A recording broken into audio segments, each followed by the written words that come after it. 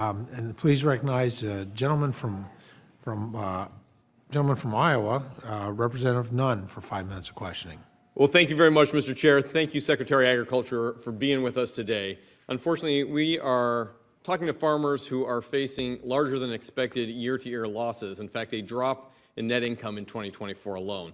This is one of the largest drops of nearly $40 billion that everyday farmers across the country are facing. In fact, it's down 25% just from last year. So let's get directly to it.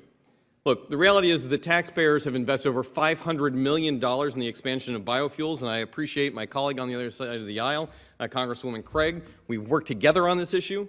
But at the same time, taxpayers under this administration have also put $40 billion into electric vehicle infrastructures through the Inflation Reduction Act. So let's begin here. Our home state of Iowa. Biofuels produced in our home state provide Americans with cheaper and cleaner fuel. Mr. Secretary, we could both agree to that. Is that right? Yes. Is it true that biofuels reduce greenhouse gas emissions and have a lower carbon footprint when compared with traditional fuels? Yes.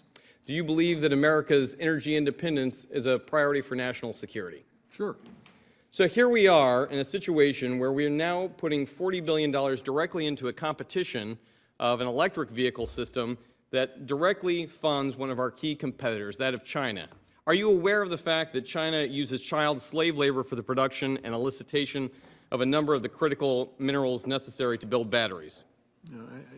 That's why we're focused on investing in battery production here in the U.S. But we haven't done that yet. Well, we so are here, doing Mr. Secretary, I'd like to talk about where some of our additional competition comes from, and that's in our export markets. When we talk about foreign competitors, let's talk about Brazil.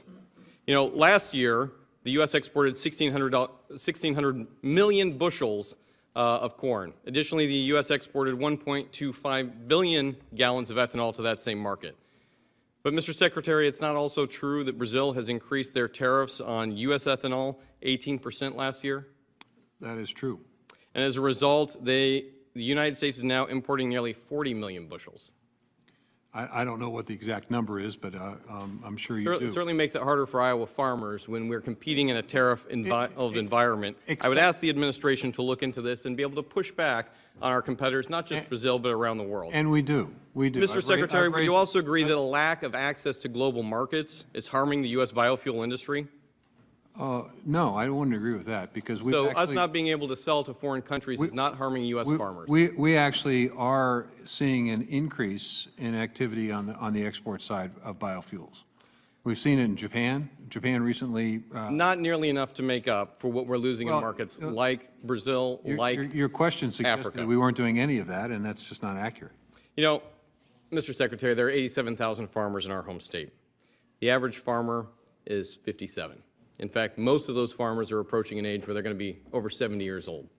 We don't expect any other industry to have to not only have a 25% loss in revenue over last year without providing some on-ramps and some incentives from our own federal government. So here's what I'd like to ask of us.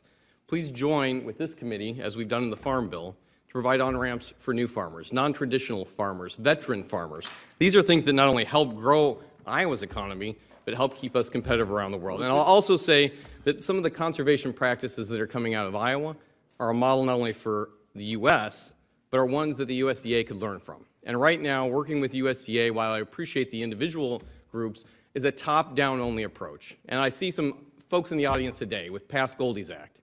USDA has consistently fallen short in enforcing puppy mills in Iowa, now ranked as one of the worst in the country. In fact, our local law enforcement have asked USDA for support, and time again, they've made it difficult. That's part of what's in this Farm Bill. So, Mr. Secretary, as we work together on a Farm Bill, I hope that your agency and this committee continues to listen to Iowa farmers who are leading the charge in this, not just in biofuels, but in our best practices across the board. And so, Mr. Secretary, I'll end where we started here.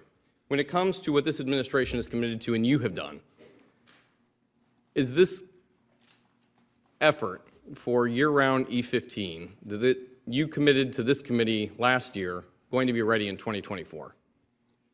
I think we're going to have E15 year-round. I don't know what year. I don't know if it's 2024 or 2025. If it's 2025, I'm reasonably confident that we'll see access to E15. You know what? I appreciate that, Let me Mr. finish. Secretary, but the Let me reality has finish. been, Let me you finish, consistently Congress. Let me promised finish. this, and here we No, are, no. years in the making. No. No, I have 8 seconds left, and I just want to highlight this, Mr. Secretary. It is important that not only do we work together, but we follow through on our commitments We that are we make to following Iowa through. farmers. We are following With that, And Mr. it's- Chair, I it's yield not- back. It's not fair to mischaracterize what we're doing here, Congressman. That's not fair. That's Mr. not Iowa. Secretary, I'll tell you what, that's not what we do in 2024, Iowa. you made that commitment, that we would be able to be E15 year-round. Is that Well, correct? We are going to. Gentleman's time has expired. Year-round. We are. You just told me 2025 or sometime in the future. Well, we will be E15. And I'll tell you, we're the best administration for ethanol in the history of this country, and I can guarantee. That's only because of Iowa farmers and others who have led the charge on this, and I'm glad you're responsive to them, but that is a huge Gentleman's part. time Let's has give credit to the expired. farmers I'll on this. Thank you. Recognize Gentlelady